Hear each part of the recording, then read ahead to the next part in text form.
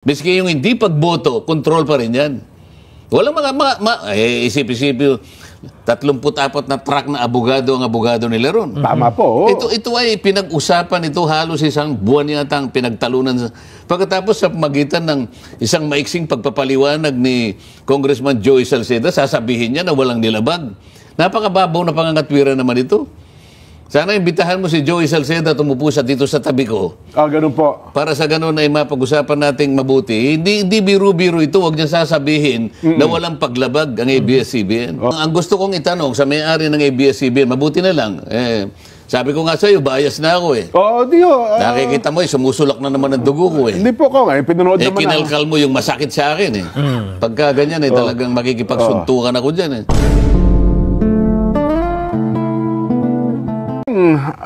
Kahapon ay pinag-usapan po ito sa social media at ngayon ay nakita rin natin ito pong House Bill number 11252 at ito po inintroduce ni Congressman Joey Sarte Salceda ng Albay.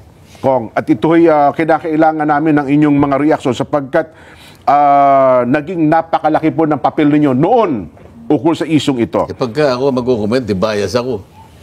Pero gusto na rin namin marinig ko ang inyong komento ukol sa bagay na yan. Magpapaka-bias ka na rin. Opo. Dapat na lang siguro. Minsan kasi yung pagiging bias kailangan din natin. Anyway, ang titulo po ng kanyang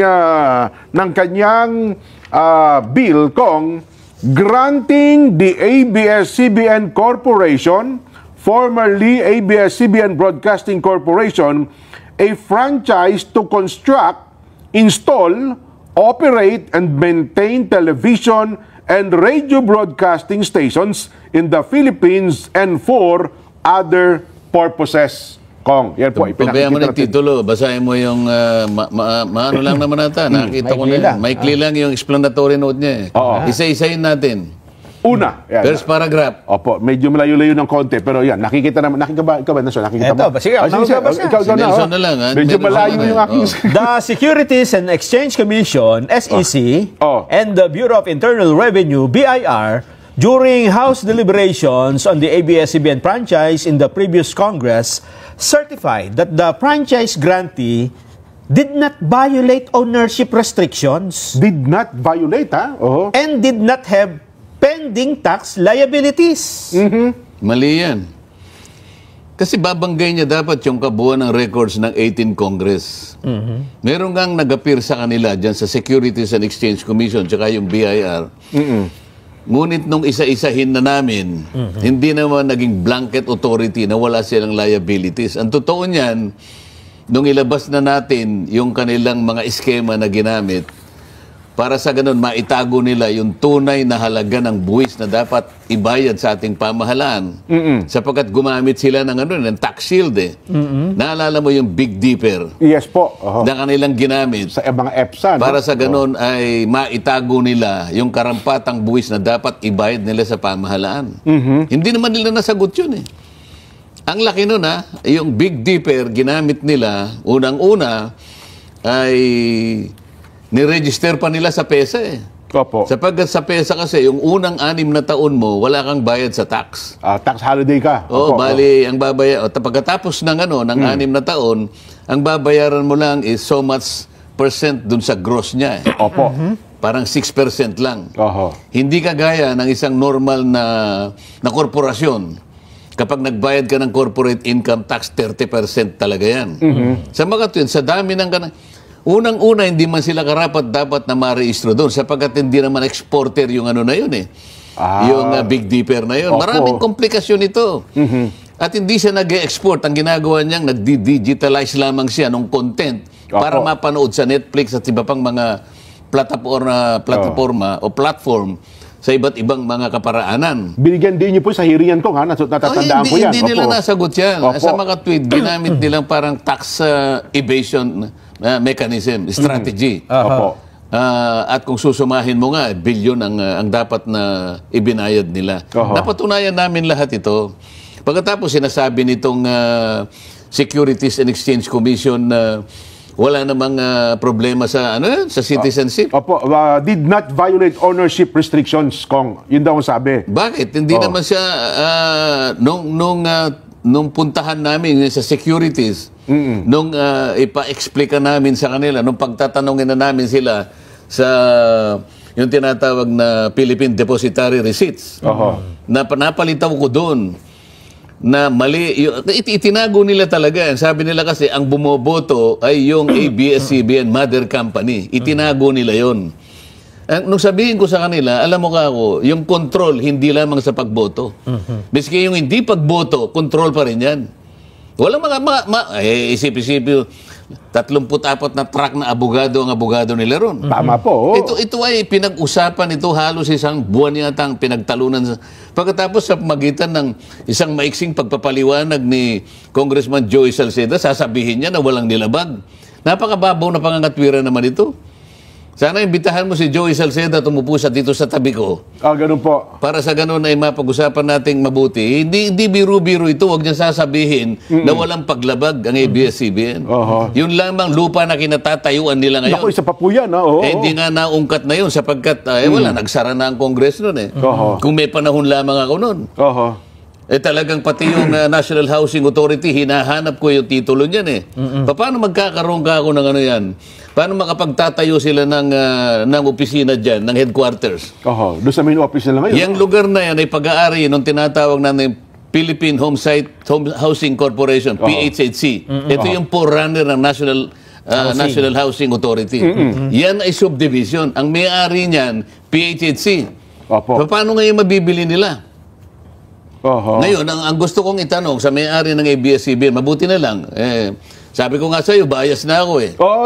Nakikita mo, sumusulak na naman ang dugo ko . Hindi po ko, pinanood naman kinalkal mo yung masakit sa akin . Pagka ganyan, talagang makikipagsuntukan ako dyan . Tuloy niyo, Kong. Isipin mo, hanapin mo yung deed of sale. Ayaw nilang ipakita. Yung bang deed of sale, hindi mo gagamitin pagkatapos para ma-transfer sa iyo ang pangalan mula doon sa naunang may-ari para ma-transfer mo sa sarili mo, hindi mo kakailanganin yung deed of sale. Kailangan 'yon.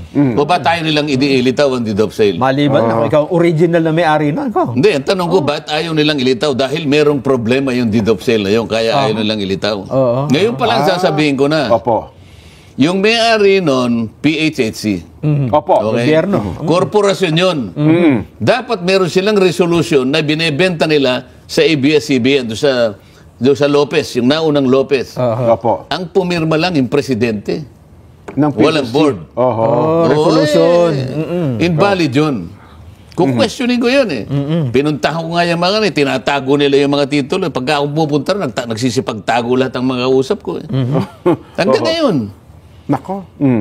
Pagkatapos sasabihin niya na walang paglabag? Yun daw po sinasabi ng SEC. Bakit? Ang magpapatunay ba sa paano yung issue ng yung citizenship ni Gaby Lopez? Amerikano si Gaby Lopez, pinatunayan niya mismo yun. Ang pinangangatwiranan niya lang, Amerikano ako, pero Pilipino ako. Paano ka ako naging Pilipino? Sapagkat ang aking ama ay Pilipino. Ang binabanggit niyang doktrina, yung jus sanguinis. Yung by blood. Yung Amerika kasi ay jus soli. So napanganak siya sa Amerika, so ang nag-operate na doktrina, jus sanguinis. Jus soli. Kaya American citizen, napanganak sa Boston, 1963.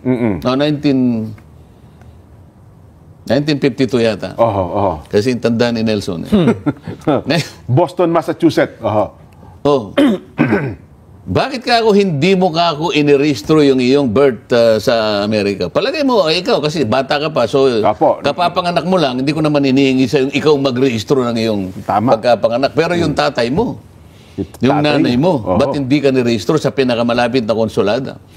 Hindi niya masagot. Palagay mo na, nung ikaw ay magkaisip, na nag-aaral ka na, alam mong Pilipino ka, bakit hindi ka nirehistro? Kahit na late registration, pwede naman. Pwede naman, Nakuha mo lang, naisip mo lang na gumawa siya ng paraan na ma-recognize siya sa Filipino citizen mahigit na 4 na taon nang nakakaraan. Bakit? 40 taon mahigit. Oo. Opo. Sa mga katuwid, parang ano mo lang, parang belated afterthought mo lang yan. Parang, siguro magagamit mo lang na convenience dahil paruot parito ka rin dito sa Pilipinas. Tama po. Pero kahit kailan, hindi mo ni-renounce ang iyong citizenship. Sa pinangangatwiran niya, kahit na Amerikano ako, Pilipino naman ako. Opo.